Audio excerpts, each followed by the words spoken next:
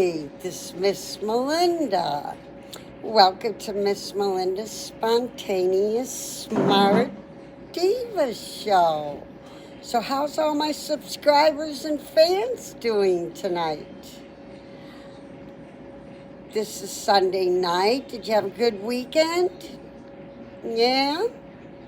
Are you ready to go to bed early tonight? I know I am. It's Sunday night.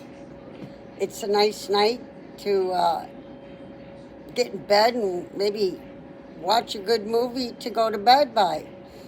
Me and my parents always had our TVs going. Yeah, like 24/7. We had to sleep to it, up in our bedrooms. And then, in the day, you're in the TV room. We lived by our TVs, but we had busy lives and did a lot, yeah. That's just when we were at home and when we were sleeping, or trying to sleep. Okay. I didn't reapply my lipstick. I think I better do that. Sorry, guys. Give me a half a second. I'm not even going to do this in front of you.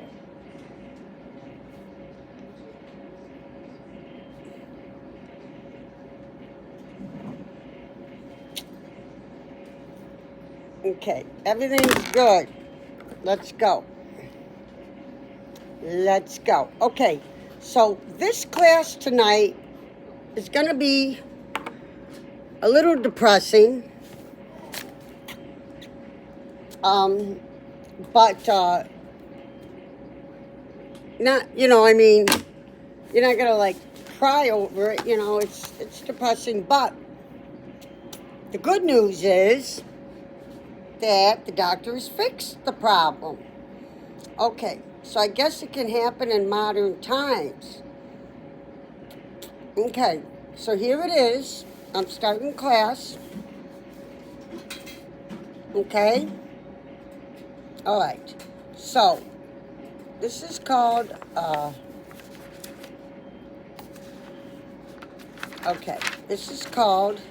Media Outlets, quote, History Channel.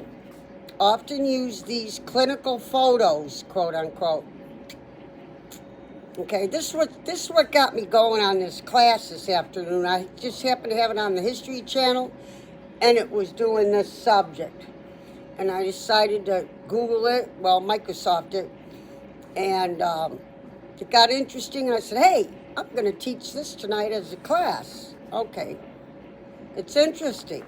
It's creepy, scary, depressing, but it didn't happen to you, so you'll deal with it. We have to learn about things in life that aren't always happy. Okay.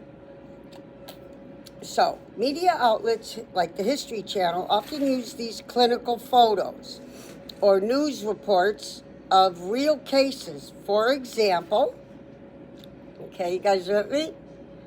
Okay. For example, a baby boy in India had a 15 centimeter tail surgically removed, and they showed a picture of the little boy with the tail before it was removed. And I said, but they didn't have pictures that long ago of people. Well, then I realized this guy, this boy, this was something in the past 10 years or whatever. Yeah. It's up, so it's still happening. But they talk about how this gene disappears for years and then comes back. So let me not jump ahead.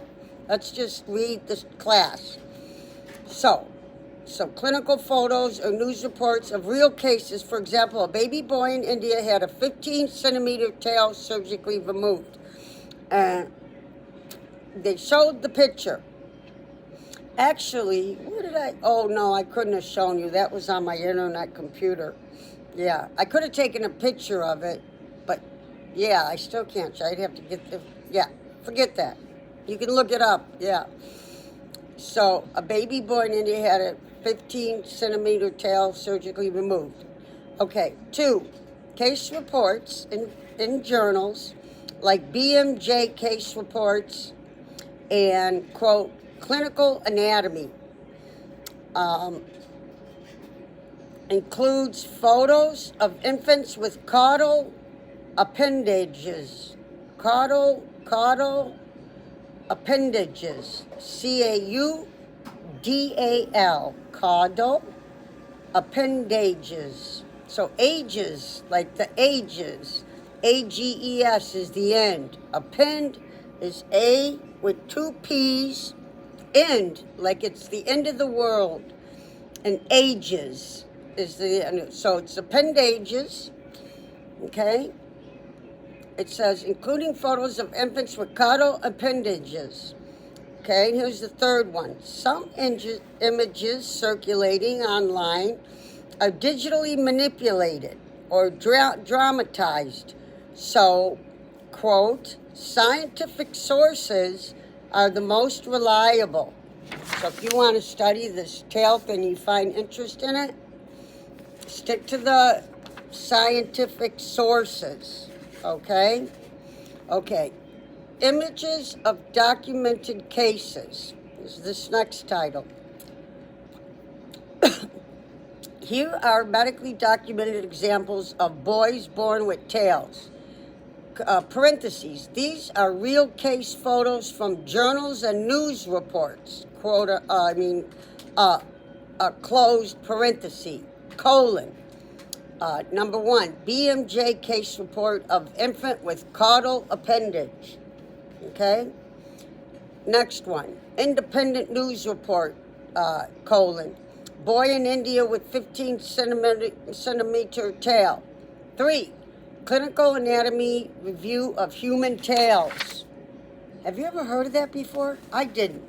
We studied back with Neanderthal, Homo sapien, Homo erectus, and I don't remember learning that humans were born with a tail. No. Okay, so here's, this title is Key Takeaway. The History Channel wasn't wrong. A boy born with a tail can be described as an atavism, A-T-A, V as in Victor, an ism, I-S-M. Everybody knows isms. So a boy born with a tail can be described as an atavism. Okay, can you remember that? Is an atavism. Those scientists caution that many of these tails are developmental wait, how are they saying it here? Anormalities. It's not anormalities. That's not what it's saying. It says many of these tails are developmental anomalies. There is no R in there. It's anomalies, rather than perfect ancestral. Okay? Rather than perfect ancestral throwbacks. It's all three words go together. Rather than, quote, perfect ancestral throwbacks, unquote. The photos come from medical case reports and hospital documentation, later picked up by media outlets, okay? Alrighty. You guys with me? Staying with me? Okay? Let's go. Yes, a human tail can be considered an example of atavism. I just taught you that. Though scientists debate the details, atavism means the reappearance of a trait, like I was just telling you before, means the reappearance of a trait from distant ancestors that normally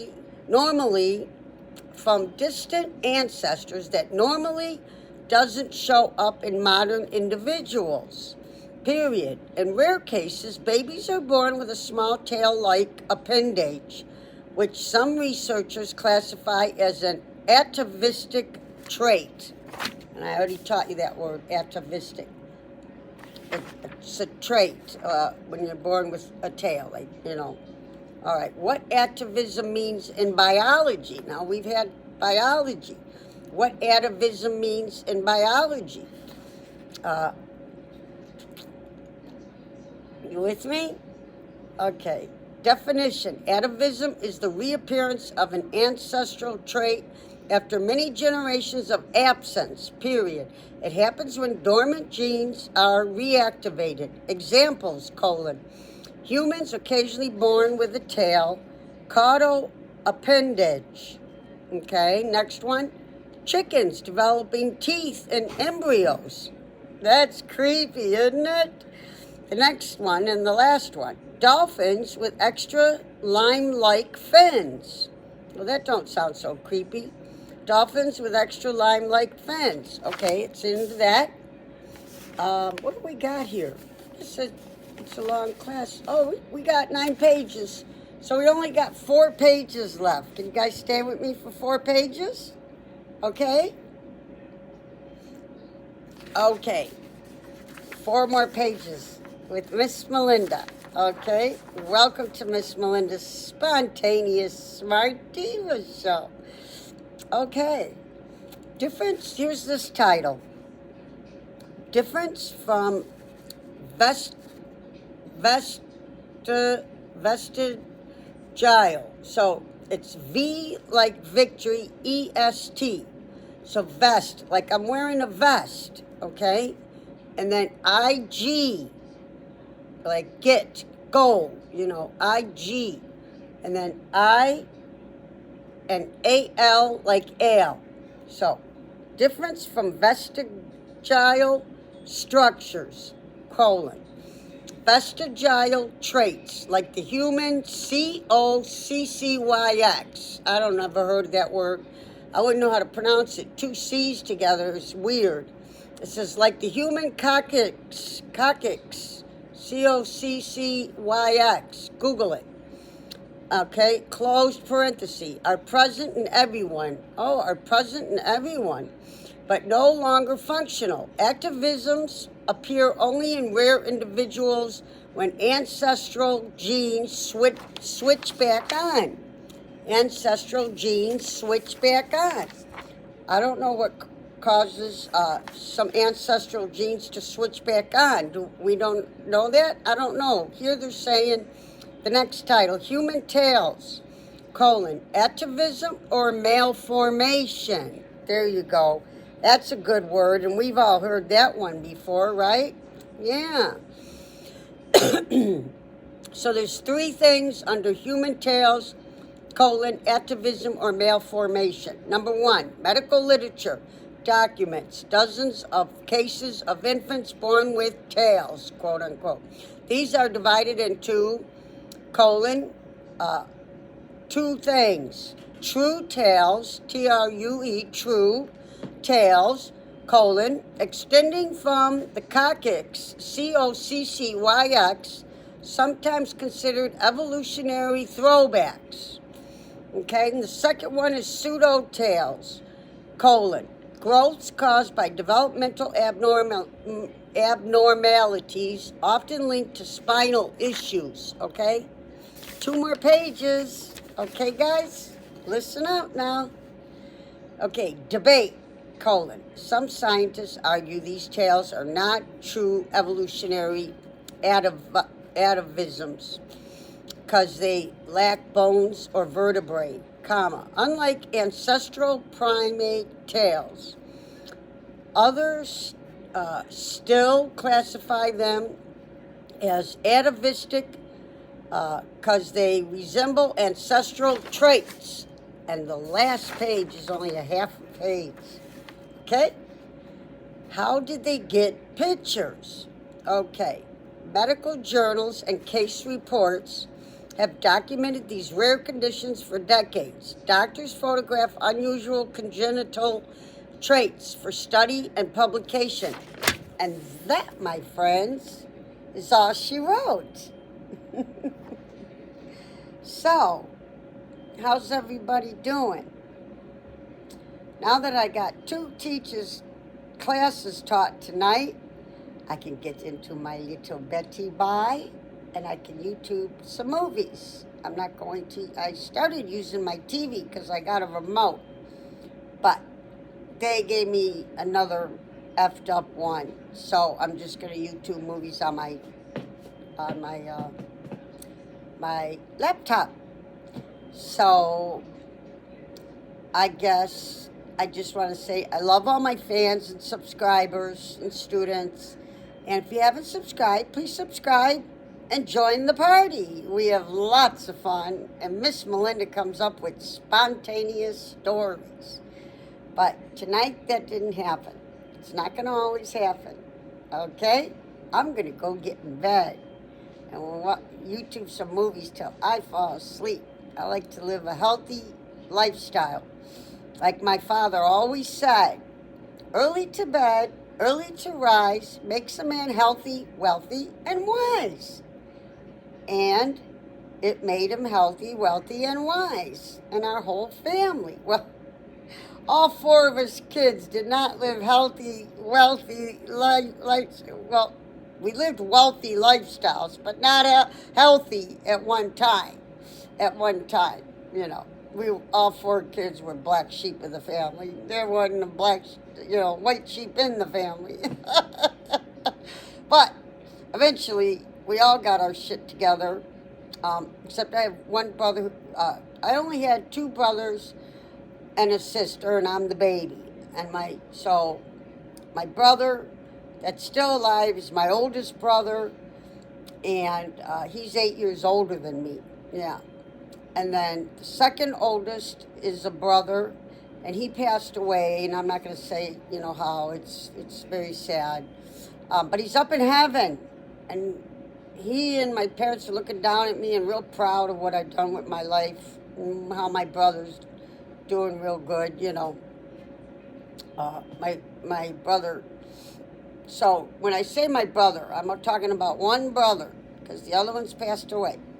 And then after the passed away brother came my sister, and she's a registered nurse, and her husband live down in Florida, so I don't see them much. And then I'm the baby of the family. And I got 21 years cured off of coke. Never once had a relapse on coke. Never went back. Got cured off coke. Hate it. Never want to see it again.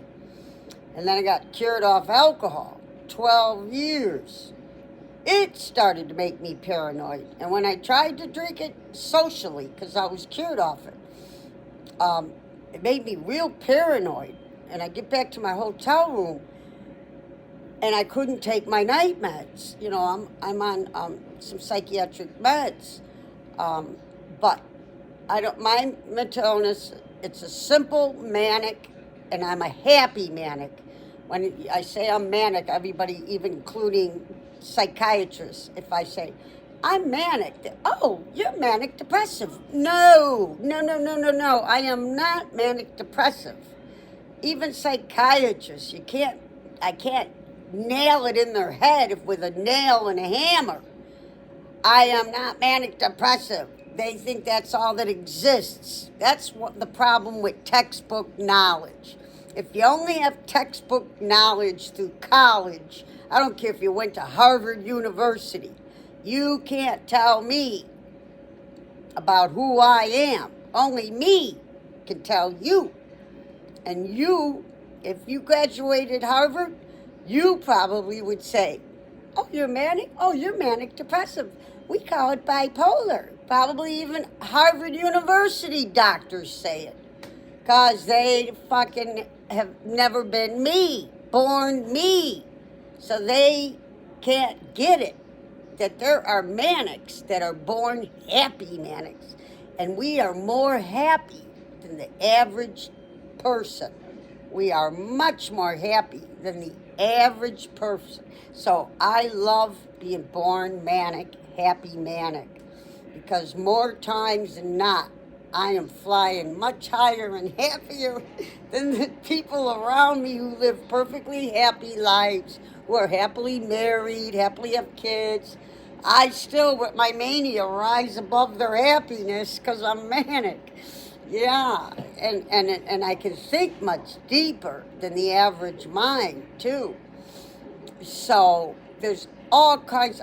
I've met so many different manics, some have lost reality. See, I never lost reality.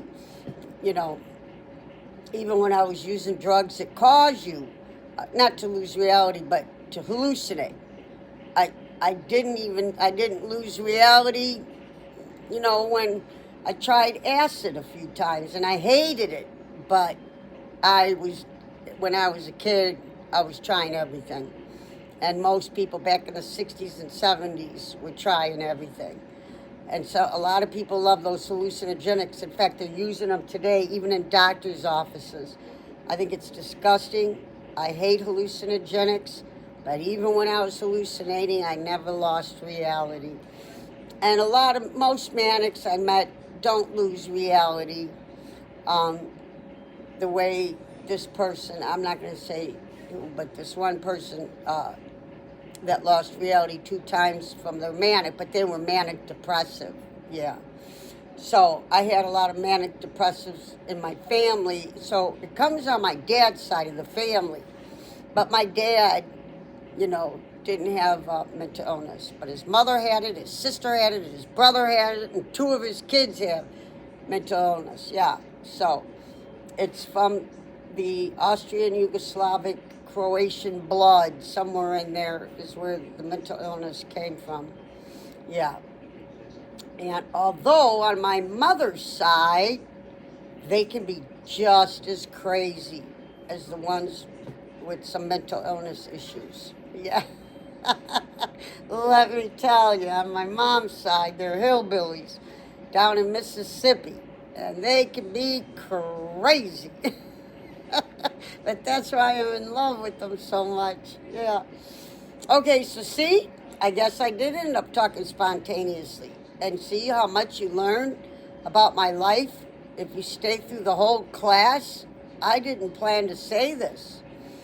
And I don't know if I'm comfortable that I revealed all that information, but all the mentally ill family members have passed away, you know.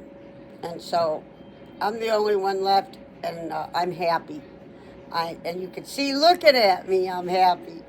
Yeah, you can't look this good and be sad. Well, maybe some people, but not me. Yeah.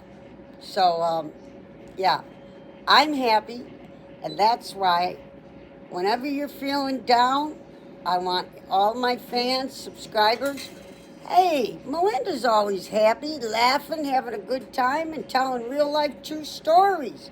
She's as down-to-earth as you get, and she's always having fun. Let's go visit Miss Melinda at her show, Miss Melinda's Spontaneous Smart Diva Show, and she'll cheer us up. Okay, I'm going to let you guys go. I'm going to go to bed. I love all my fans. Good night. Good night.